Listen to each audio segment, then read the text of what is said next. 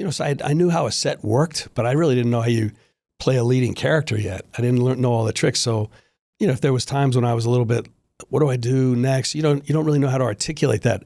But I remember James Earl Jones, he didn't try to like teach me like, here's how you fly a kite, son. You make the, he didn't do anything like that. But he would just stay there. Like, they're setting up the lights. And the movie was shot by Jordan Cronenweth, who shot Altered States and Blade Runner and one of the great directors of photography. But he's suffering from Parkinson's at the time. And he was slow before he got Parkinson's. And now, so lighting took forever. But it was sterling, just unbelievably beautiful. So there was a lot of in-between time. And most times actors go back to their dressing rooms or trailers. But James Earl Jones would stay on the set with me and just sit there. And he maybe would read the newspaper 3 feet away from me, 4 feet away, and just let me know I'm available to you. You want to run through these lines? You want to, you have any questions? I'm on your team. And it made such an impression on me that his presence was the most valuable thing. Not anything he said or did. It was just the fact that I'm on your team. We're going to get through this. And it moves me to this day when I think of him. We lost him a couple of years ago, and I had gotten to see him a few times. I was on 2.5 Men when he was doing Big Bang Theory, and so we got to hang out a little bit. But a great man and a great actor. On Creative Assembly's The Spark podcast, our mission is to amplify Nashville's diverse creative voices, foster growth through shared journeys, and inspire a city that thrives on collaboration. And now, here's The Spark. Hey everyone, welcome back to The Spark. I'm your host, Mark Scrivener, and today we are joined by a very special guest. He's an actor, a writer, a producer, a director, and even a prolific voice talent. D.B. Sweeney, welcome to the show. It's so great to have you here. We're honored. It's great to be here in your beautiful building with your great team. It's really fun. Yeah, well, awesome. Well, hey, listen, as we get started, D.B., maybe before we get into your new movie, which I'm excited to talk about, but before we get there, maybe you could take us back to what started your journey in acting. I know it started in New York in theater. Yeah, I mean, I was a baseball player. All I ever wanted to do as a kid was play left field for the Red Sox, and didn't have any other career plans beyond that. So got injured in college, and then my dad said, I wanted to just rehab my knee, go try to catch on with a minor league team or something. And he said, you got to stay in college or you'll never finish. So I was like, I don't really want to be in college. I had enough with that book stuff in high school. But he said, just stay in there and get your degree. And he was a guidance counselor in another high school, so I knew he knew what he was talking about. So I thought, well, what will be the easiest thing? And I had done a play as a senior in high school, and it was fun, but it was like something you do as a senior. But I got a lot of good response from it. So I was like thinking, all right, I'll be an actor because A, it will be easy, and B, there will be girls. So that was my entire market research on acting. And so I auditioned for NYU, which by some miracle I got in. I didn't even know what a monologue was until 2 weeks before I had to do one. I figured that out, did the monologue, got in, and then while I'm at NYU, obviously I'm competing against guys like Matt Damon and Ben Affleck are younger than me, but they've been acting since they were 5 years old. So here I am at NYU going up against these kinds of people who've been acting their whole life. I don't know the moves, so I can't get a part in any of the plays they're doing, like the big productions at NYU. So after a full year, I was pretty frustrated. And I went to the dean and I said, hey, there's this little room here that nobody's using. Can I put on a play there with my other buddies, the other broken toys that couldn't get a part, So she said, sure. Yeah, it was like solving a problem for her because, otherwise the 4 or 5 of us might just drop out. So we start doing plays in this little room, and we had to figure out how to hang up clip lights and, just sort of, and, we'd set up 40 chairs and there'd be, 3 people there, his mom, her girlfriend, whatever. And it's like not really even an audience, just our friends. But we kept doing it, and we were learning how to do plays and learning how to be actors. And every time we did it, I found this thing at newsstands in New York called the Ross Reports, which was a list of all the casting directors and agents in New York. And so every time we did a play, I didn't call it like a student production. The address was 725 Broadway. So I called it the 725 Broadway Theater. And then I took my picture and my resume with a bunch of fake plays that I never did in high school, and just, and I would put an invitation under all these doors. It was like 88 doors that I would go, every casting director, every agent in New York, and just slide a picture and invitation under every time.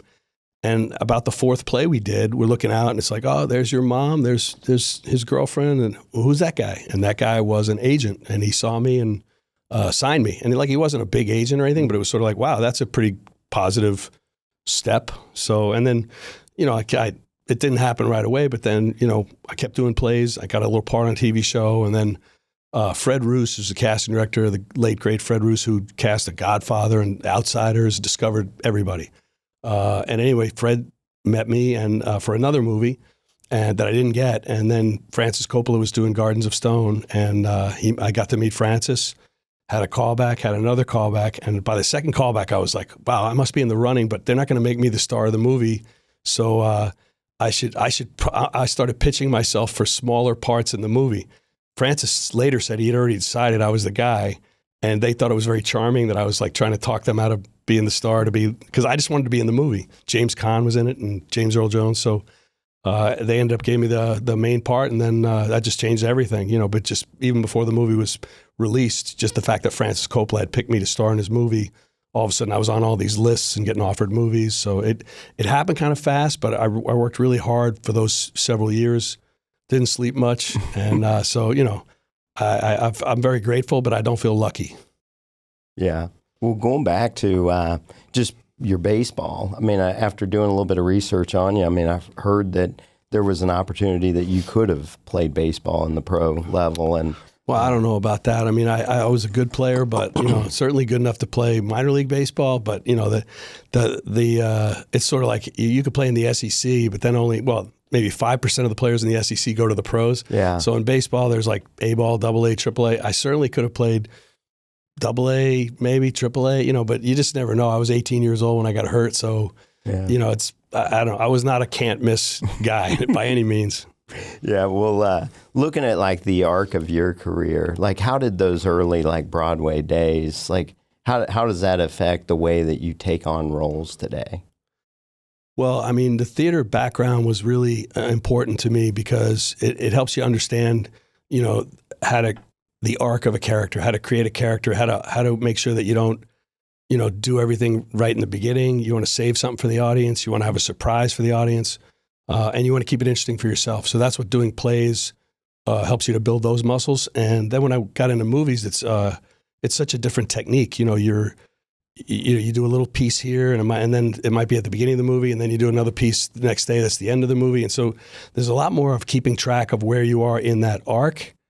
And you start to learn that technique or those group techniques. And so they're different, but there's some commonality that was very helpful. And also being in theater, you learn what works in your in your approach. You learn, the audience tells you right away. And the way they tell you when you're doing theater is if they start coughing or they start rattling their program, whatever you're doing sucks. Change it. Just do something different. But if they're laughing and they're quiet, or they're quiet in the right times and they're laughing, then you sort of know. And it's like, so you start to calibrate, okay, what I'm doing right here is working. And then, so you learn how to, simple things like, if you have a joke line, you don't walk during the joke line. You say the joke line, the punch line, and then you walk while they laugh. And then the audience knows, oh, he knows what he's doing. And now they relax because they're like, oh, I'm in good hands. And so there's similar things that you can do in movies that it's more subtle, it's harder to describe, but you tip off the audience early on. Stick with me. This will be worth your while. I'll give you something here. So. Yeah. Well, I know I'm excited to talk about all the movies you've been in because you've been in a ton. And but maybe we can just jump right into the new one that you've got coming out called The Protector. And that's exciting. It's coming out pretty soon. Yeah, it comes out March 6th in theaters. It's called Protector. There's another movie called The Protector. I don't know why they did that, but I guess because there's another movie called The Protector. But it's Mila Jovovich, Matthew Modine, my old buddy from Memphis Belle. He's in it, and we hadn't worked together in 35 years, so that was really fun to be with him.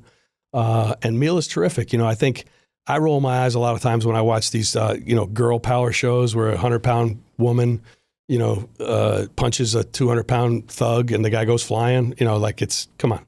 So, but in this movie, Mila's trained in her character in special forces, combat. And so a lot of what she does is not like fist fights. She's good with her, but anyway, it's very believable the way she dispatches people. So it's in the story, her daughter is kidnapped into a ring of human traffickers. and she has to go get her back. So some similarity to Taken. Also, the movie First Blood, the first Rambo movie.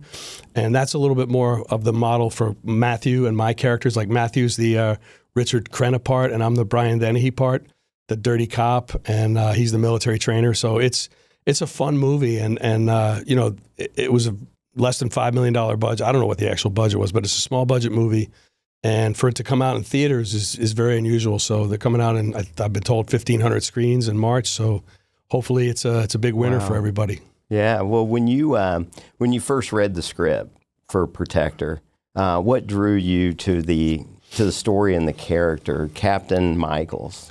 I never read the script until I got on the plane because we shot it in December, and December is the worst movie of the year in Hollywood. Like if you don't have a job by Thanksgiving, they don't start anything in January.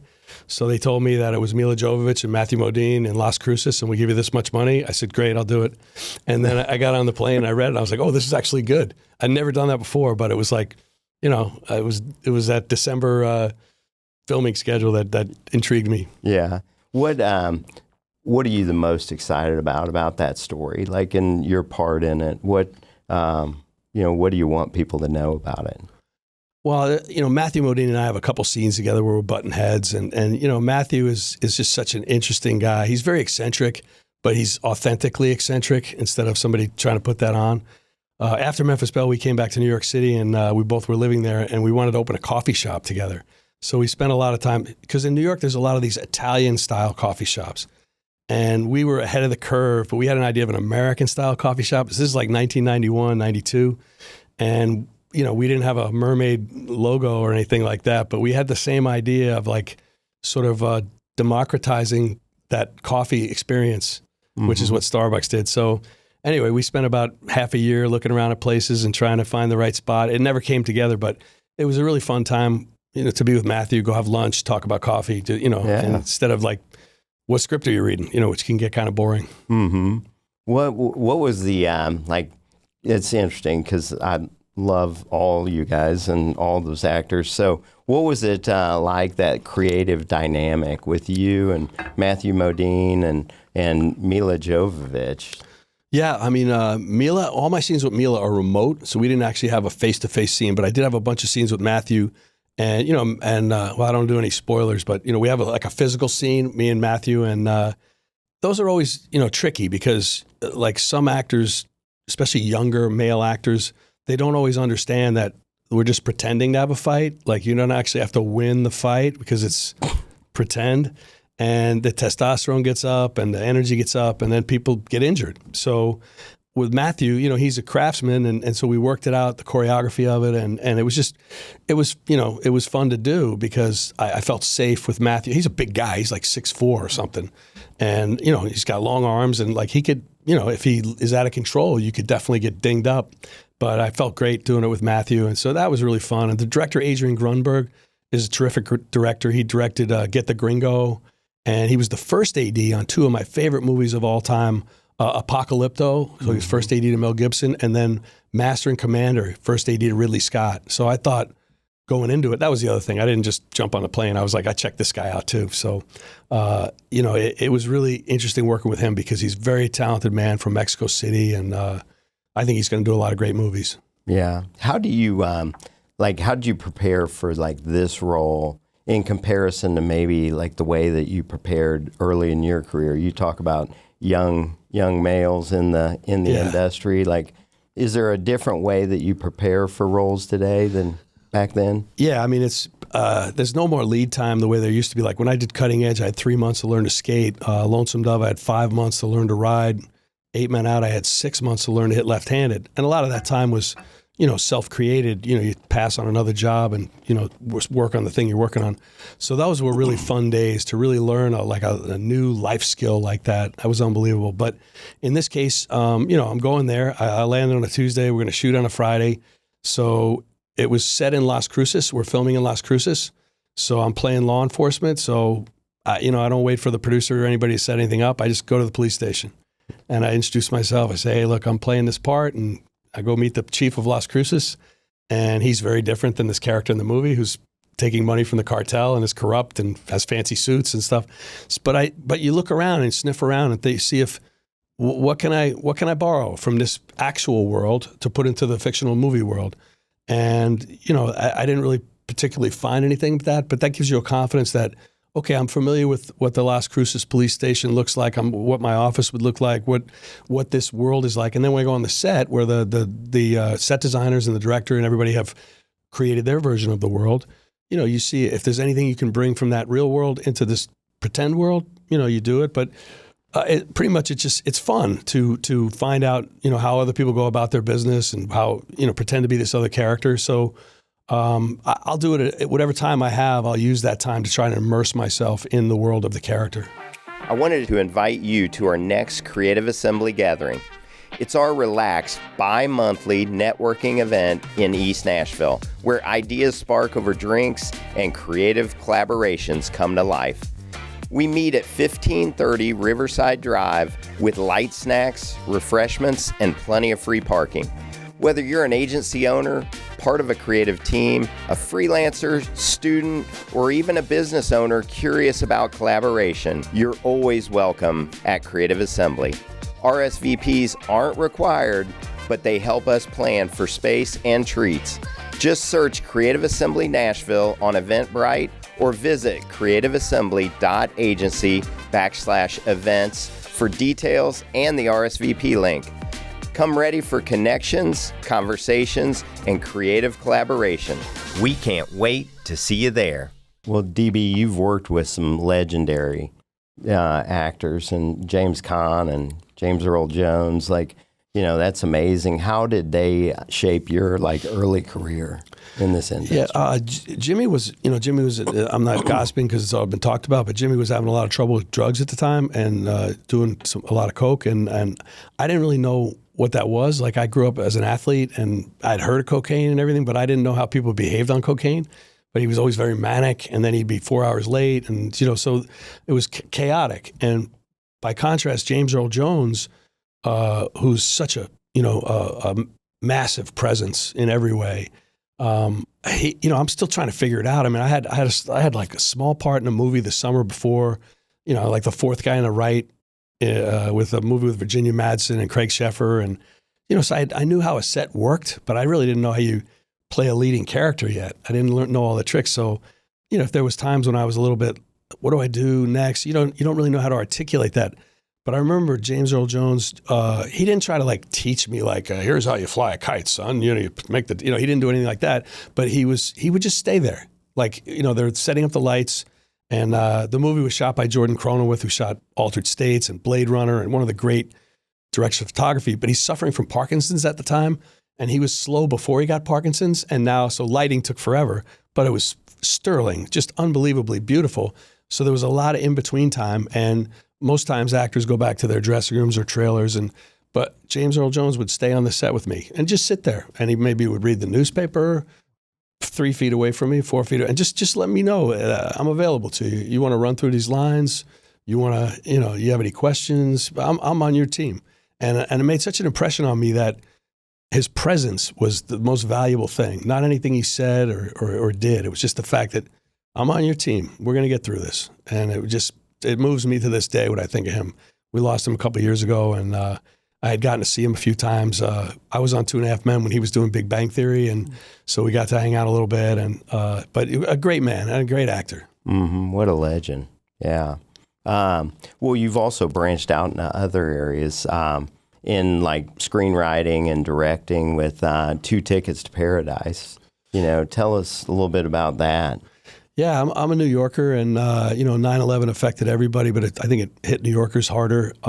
For obvious reasons. And I had a lot of friends who were firefighters. And in the aftermath of 9/11, there were funerals almost every day. 343 firefighters were killed on that terrible day.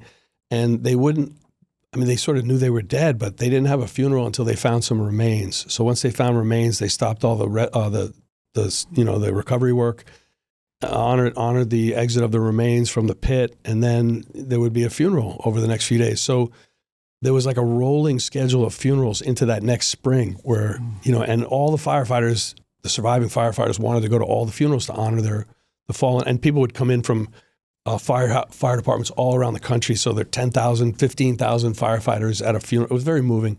But then after the funerals, a lot of times the firefighters would go out and get hammered just to blow off steam. So I was with two buddies of mine who were, they had done like 16 funerals in like 40 days or something like that. And they're at the bar.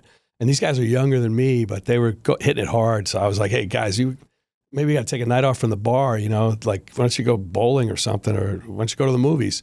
And this guy looked at me, started laughing out loud. He said, movies, nobody makes movies for us anymore.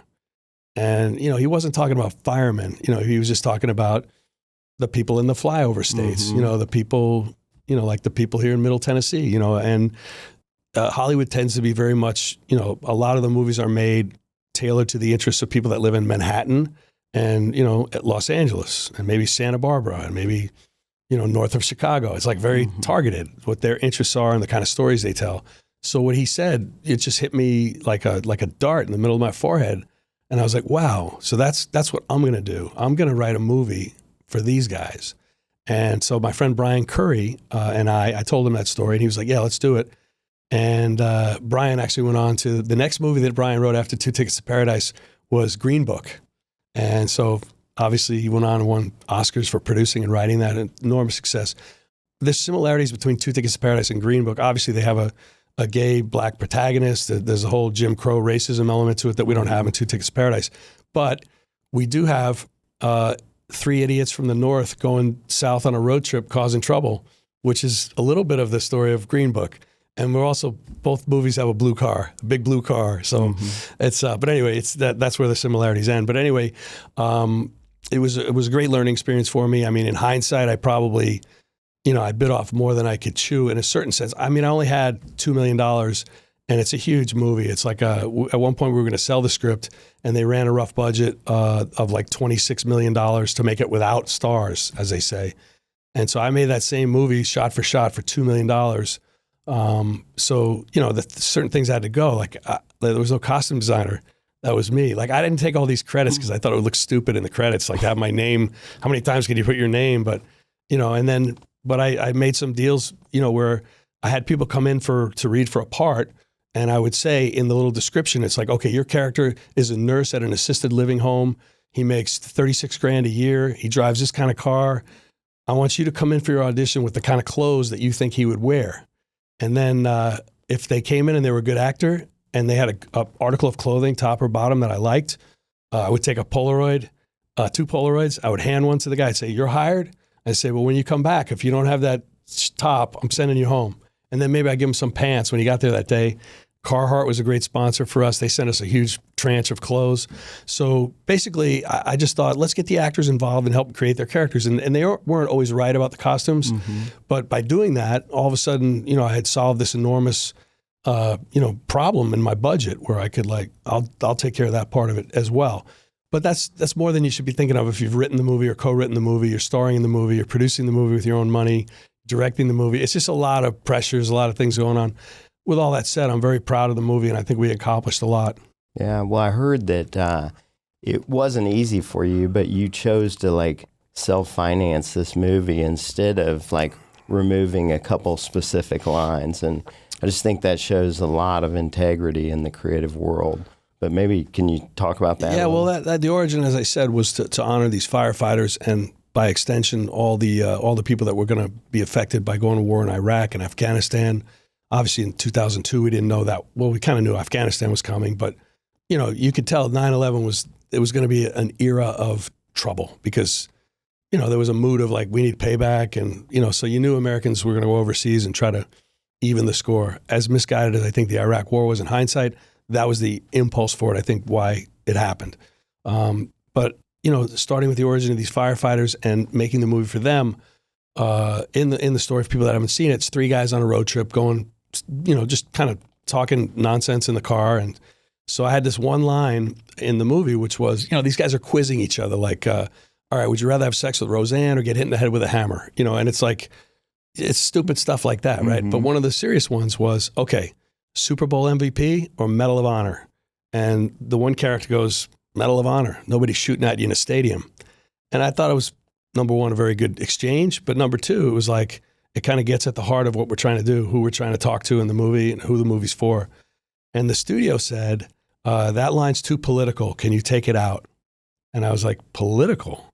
What do you mean? But for them, it was like anything that supported the troops was on the wrong side of the aisle at that time. So I was like, you know what? I don't need your money. I'm going to, I did need their money. I should have done it with them, taking the line out. But I decided, let's go another way. Let's just make the movie we want to make. Yeah. Well, you got into doing a lot of short films too. And I watched your film, Two Dumb Mix, that you starred with Sean Astin. And I've read that it won over 85 different film festival awards. So congrats on that. Thank you. Maybe talk a little bit about that one. Yeah, it was a lot of fun. Sean and I were in Memphis Belle along with Matthew Modine, Eric Stoltz, Tate Donovan, a bunch of great actors. And I always thought over the years we'd all work together again, but it doesn't always happen that way. So I'd bump into Sean every 5 or 6 years. One of my favorite people in Hollywood, and just such a lovable person, and his characters are also lovable, from Rudy to Samwise, and like he's just one of those guys. When he's on screen, I'm like, I want to watch this guy, and so I wanted to work with him again. And so with the whole woke mindset killing comedy, which I think it's killed the R-rated comedy out of Hollywood, and hopefully it'll come back. But there was all these guidelines and rules about what you can make jokes about, and you can't punch down, and all these other.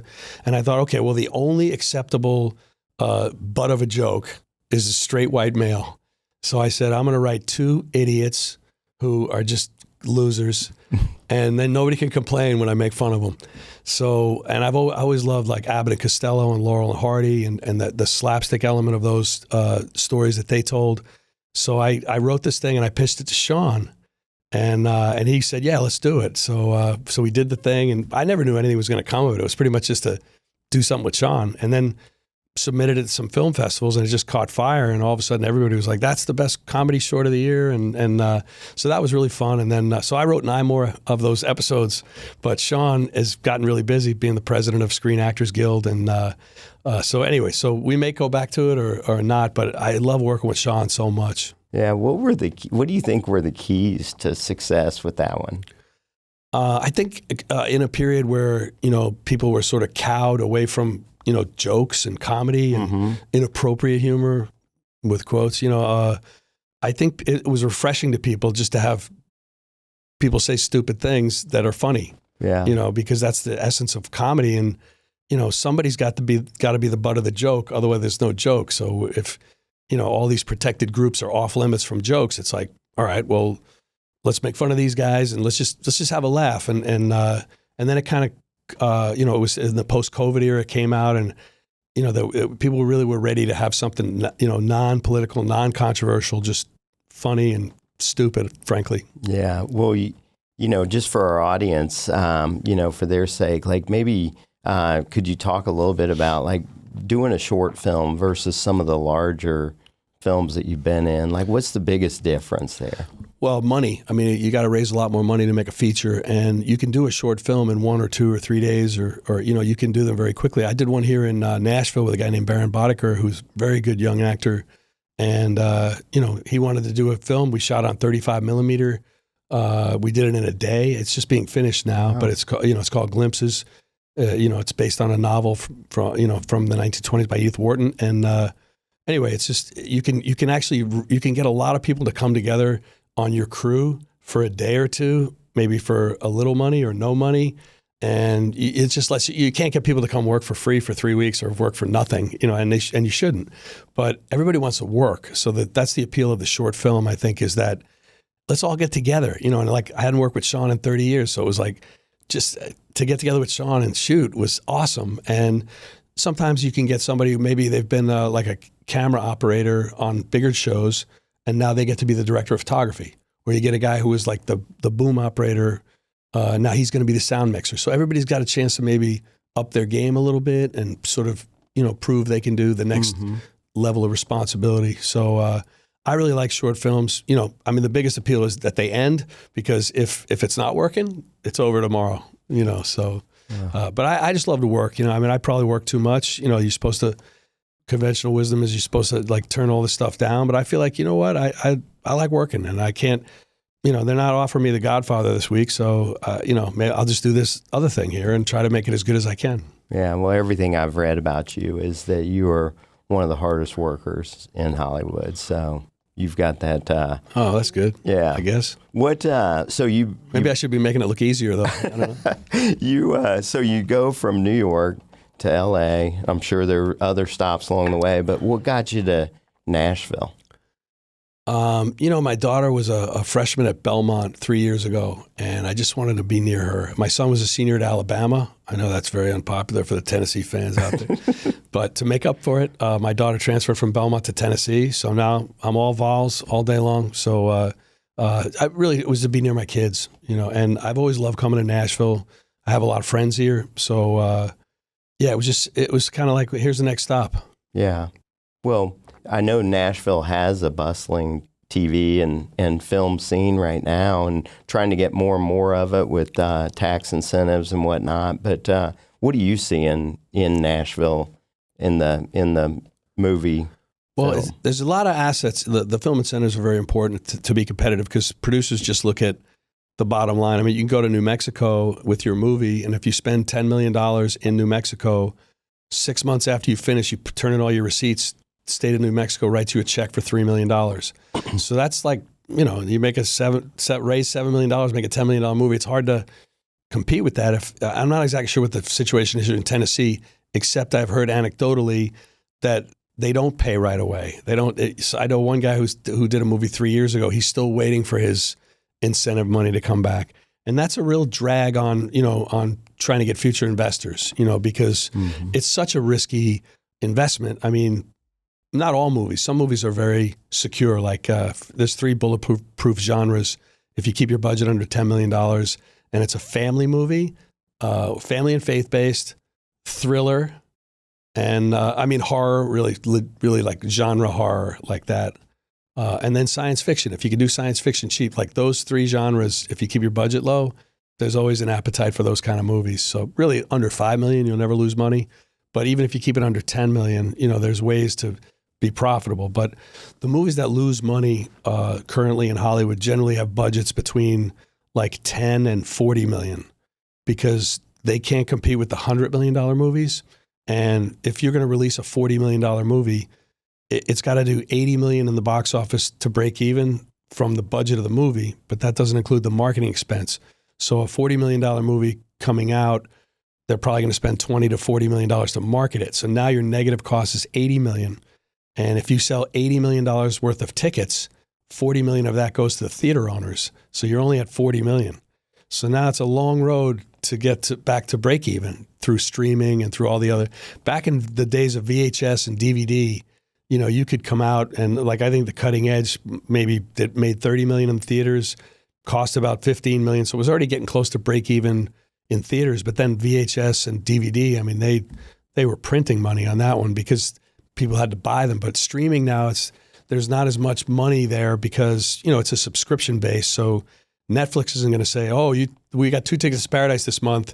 That's why everybody's watching Netflix. It's easy for them to say, no, they're watching the whole catalog. So, it's not like the movie's playing on ABC and they write you a big check 25 years ago. Mm-hmm. Yeah, my wife and I, just going back to the cutting edge, because we haven't talked about that enough, but, we watched it a couple weekends ago, and just to get back in, and I've seen it before, but wanted to watch it again, knowing you were coming on, and what a great movie. That was, I guess, with that movie, did any of the injury in baseball, did that help you in that movie in any way? I know you had to learn how to skate really quickly. I mean, that's definitely the commonality. My own experience was learning a new world. That Doug Dorsey he can't be a hockey player anymore. He becomes a figure skater. That was definitely there. But I think a lot of people, I don't think most people become the person that they thought they were going to be when they were 15 or even 23 or even 30. That's just the progression of life for all of us. But I think that what made that movie special, a lot of things made that movie special, but it starts with Tony Gilroy, the great writer who went on to write the Bourne Identity movies, Dorothy Claiborne, Dolores Claiborne? Dorothy, I can't remember. Anyway, so many movies. And now he's doing Andor. He's one of the great writers of this era. And that was his first script. And when I read the script, I was like, it really moved me. And I thought, I want to do this movie. And then I screen tested with, I was lucky enough at that time where they were actually offering me, I didn't have to audition. So they offered me the part, and then they were trying to figure out who played opposite me. And I screen tested with 3 women, including Moira Kelly. And one of the women I thought was not right. I thought if they hired her, that wouldn't be good. She was very strident. And just, there's a charm to Kate, the character's bitchiness. Mm-hmm. It's tempered by her charm and her sweetness and the fact that you can tell it's kind of a mask. It's not really her. This other woman, it was her, so that would have been less charming. And then there was a third actress, Gabrielle Anwar, who was very good. And I thought if they pick one of those two, it's going to be great. And they picked Moira, and I just thought they made the right choice. She just brought a work ethic to it, and she brought good humor and intensity and just all the things you wanted. And she and I, neither of us knew how to skate, so we trained every day for 3 months in New York City. And it got very much like the movie where we were competing with each other. She was taking a train in from Long Island. I was taking a cab from 12 blocks away, but we were racing every day to be the first one to get to the rink. Very much like in the story where Doug and Kate are training. And so we lived out a lot of the movie in that training sessions, and we just became such good friends. So we had that bond, and you could just tell as we were shooting it that it was going to be special. Yeah. Wow. It was a great movie. So, and I don't want to leave the episode without talking about, all the other things you're involved in, from like your letters from Hollywood. I know you support a lot of nonprofits, and Letters from Hollywood's your own. And I know you're also involved with Creative Vets here, and also the Gary Sinise Foundation. So seems like you pour a lot into veterans. Yeah, I mean, I feel very blessed to be an American and to live here and get all the benefits of this great country. Imperfect, but great country. And because I didn't serve, I feel like I want to contribute somehow to the people who do. So Gary Sinise and I are old friends, and he started his foundation. He asked me to be an ambassador, try to pitch it for him when he can't do certain things because he can't be everywhere. And so I've tried to do that. And then I got involved with Creative Vets because my daughter, as I said, was at Belmont, and I was living, Green Hills, and I would drive by this storefront that said Creative Vets, and I was like, what is that? And I thought, coming out of the LA experience, I thought maybe that's like holistic veterinarians, like they don't use any drugs for dogs, they just give them massages and herbs.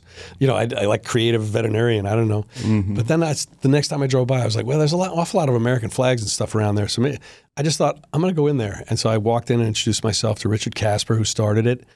And I told him, I'd love to do something. He told me what they were doing, which is trying to treat PTSD and as an anti-suicide measure using the arts. So primarily songwriting, but also visual arts, and very impressive organization. And I said, what if we do it with theater? Like, what if we get these veterans to write their story down, and then we hone it and make it great, and then get professional actors to perform it? And he was like, let's do it. And then 3 months later, we did our first evening. We did that one at the Woolworth Theater, the historic Woolworth Theater downtown, which is not a great venue. It's a great venue for music and that, that other vaudeville show they do there, that Bawdy show, which is terrific. I can't remember the name of it. But it's not really great for theater because the sound and so the second time we did it, we moved to TPAC, and they gave us their great Robert Johnson Theater, a 250-seat theater. And it's just been a really great experience. We fly the veterans in. They get to watch a little bit of the rehearsal process, and then they watch the performance of it. And it's just been life-changing for all these veterans. So we're trying to figure out a way to be more efficient with it because it's a lot of effort because these are people that don't really know how to write. So you kind of have to teach, they don't know how to write a play anyway. And so you have to teach them, here's how you write a play. And then, okay, how do we write your play? And it's very easy to overwrite them. You might come in and say, I could show them some writing tricks that I know that could make the play better today, but that might not be their story. That might not be their, so it's a little bit like, nurturing, they're not young, but it's like nurturing a young writer where you want them to find their talent and their form of expression without imposing yours on it. So it's an interesting dynamic, and I'm learning every time I do it. So it's very exciting work, and hopefully we're going to continue to do that. Yeah, and Letters from Hollywood. Yeah, that was an initiative I started during, the 2000s, because we had all these soldiers deploying, and I was trying to go visit. I went to Iraq twice. I went to Afghanistan. I went to a lot of other bases and stuff.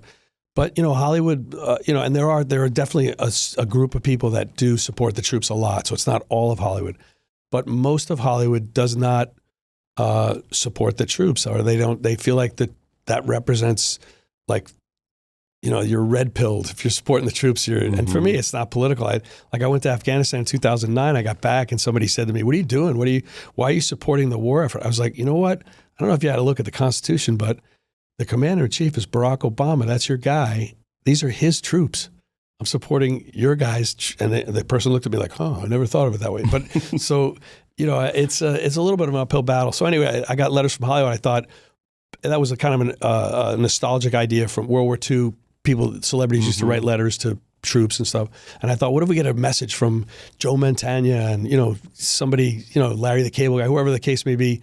Here's a note, like just a personal note, like, hey, I was just thinking of you guys over there in Fallujah, and, just want to let you know we got your back, and be safe, and God bless you. Something like that. That's simple. And then publish them and let the people be able to read them. So the Department of the Army got behind it, and it was great. But unfortunately, I went through my contacts and everybody I got, and I sort of ran out of people that were willing to do it. And it was kind of shocking. So curtailed that program a little bit. And then I sort of leaned into, working with Gary and his foundation, and then Creative Vets came along. So, I'm always looking for a way to just chip in a little bit, and not because I feel like I have an obligation at this point. In the beginning, I felt like I had an obligation because of all the benefits I've had.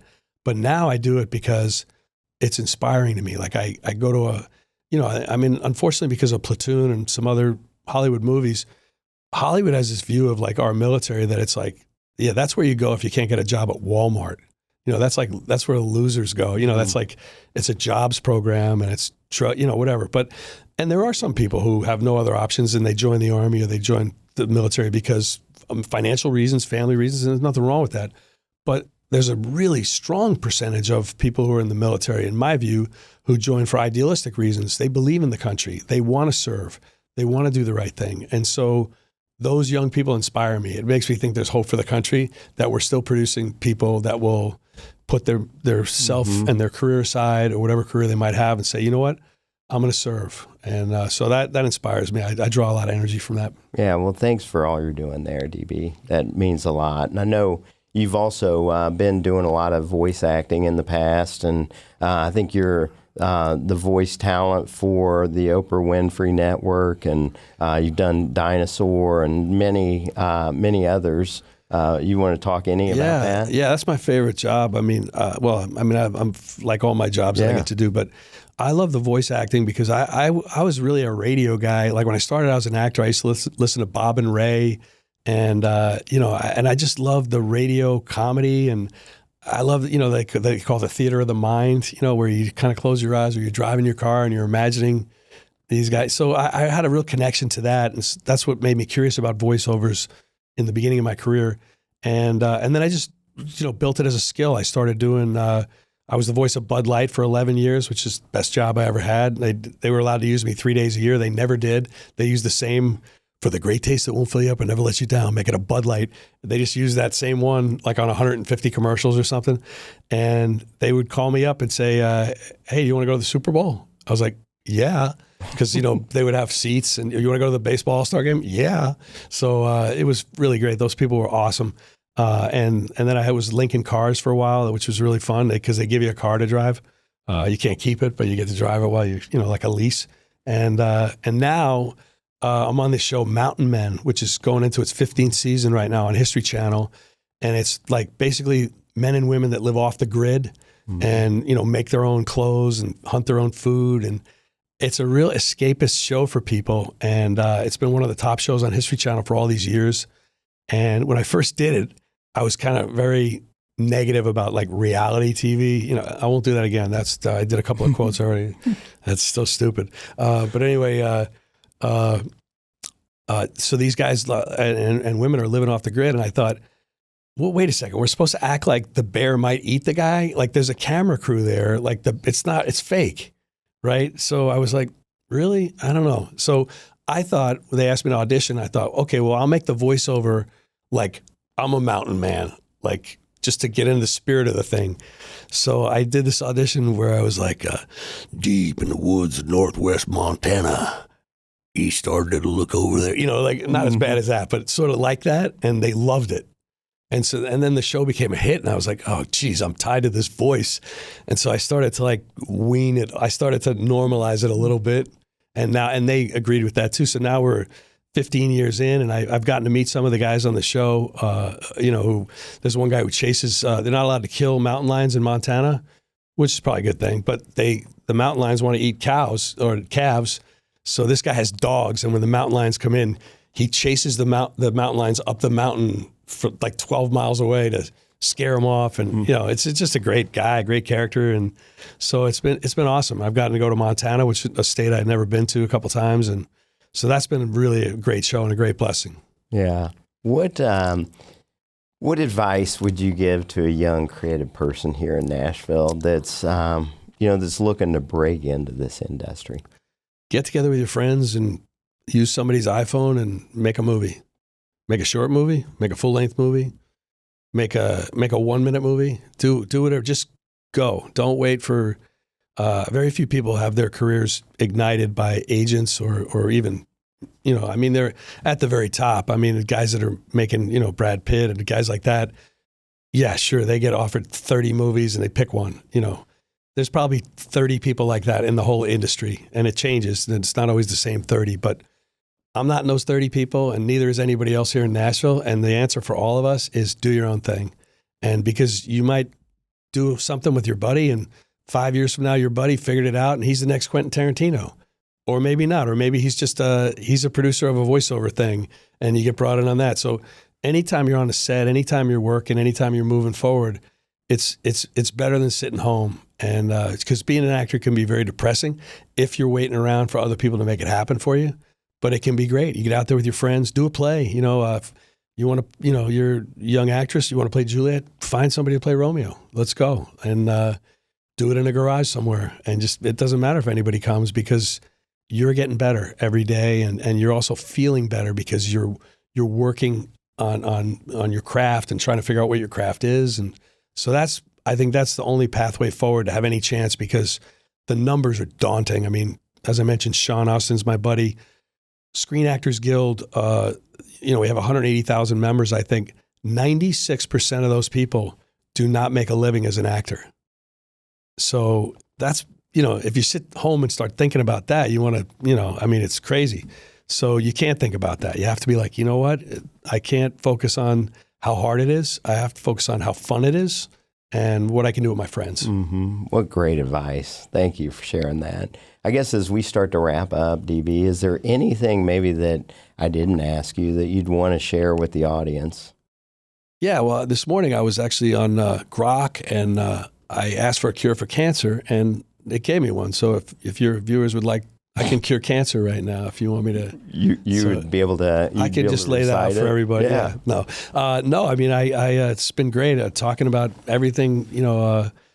I can't think of anything. I mean, there's so many memories of all these things, but I don't have anything in particular that was jumping out of me. Well, DB, what I've loved is just the way that you get into these movies, and the way that you don't necessarily you don't meet the people in advance on Fire in the Sky, because you don't want to have a perception of did this really happen or not, to the way you approach all the other movies, Protector, of learning what it's like to be in the police department there. It's pretty inspiring and pretty educational of just how you immerse yourself. Yeah, I think it's the one thing that I think as a young actor, it's really fun. Like I did this movie No Man's Land with Charlie Sheen, and I played a Porsche mechanic who's a rookie cop, but he's and he's very uncop-like. So I worked at a Porsche garage for 6 weeks, but in the movie, all I do is change the oil on a car. I knew how to change the oil before I worked at the Porsche garage. So it was fun working in the Porsche garage, but that was kind of a waste of time.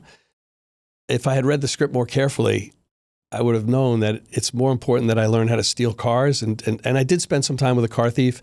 Also, there's one scene of me surfing in the movie. So I learned how to surf for 2 months. So I did all this stuff and it was all fun, but I've learned to narrow it down towards like, what does my character do in the movie? Like, I don't need to have the whole biography of the guy figured out. You know, he speaks Cantonese, but it does one Cantonese word in the movie. I'll learn the one Cantonese word. You know, I don't need to learn to speak Cantonese. So I think that's the thing that time and the wisdom that's come to me is really focus on what they are going to film. And if like, especially if you have weapons, like Keanu Reeves is taking this to a new level. I mean, with the John Wick movies and what he does, I mean, he's amazing. I think he's a guy who's like, yeah, I'm not really going to be the guy who's going to do Hamlet. So, but I am a really good, moving. He's got a great physicality and he learned how to do speed loads and speed reloads. And so I think that's the one thing that I notice a lot of times. I think weapons training, I mean, for better or for worse, a lot of stories have weapons in them. And especially for women, they usually give themselves away that they've never held a gun. It doesn't look right. And and a lot of times on the show, they give you a rubber gun. And a rubber gun is like, it may as well be a coffee mug. It has no power. So, but if you went to the range the day before and you fired a 9mm and you remember the sensation of it, and, then you can, as an actor, you can turn this rubber gun into a real gun. So I think that's something where we film it. We always see the people interacting with the weapons. So I think that's a really good use of time. And I think dance classes is another thing that actors should really do because it teaches you how your body moves in space. And not that you're going to play a ballet dancer, but it gives you a little bit of physical awareness. Yeah, well, DB, thank you so much for being on the show. And thanks for talking about your new movie, Protector. And I hope everybody in the audience will go out and watch that show, as I will. But, I also appreciate you bringing your perspective on just this craft after a lifetime of storytelling that you've had. It just means a lot. And it's great to have you here in Nashville and you to be a part of this creative community. So thank you again. Thank you, Mark. It's really great to be here and talk to you. Yeah, and thank you. And we'll see you next time on The Spark. And that's a wrap on this episode of The Spark from Creative Assembly. Thanks for spending time with us and exploring the minds shaping Nashville's creative future. If you're walking away more inspired, connected, or energized, that's exactly the point. A big thank you to our sponsor, Snapshot, and the incredible team behind the scenes who make this show possible. Your support fuels every conversation and keeps collaboration alive. So if you haven't already, subscribe wherever you get your podcasts and leave us a review. Thanks again for tuning in. Until next time, stay creative, stay curious, and keep that spark.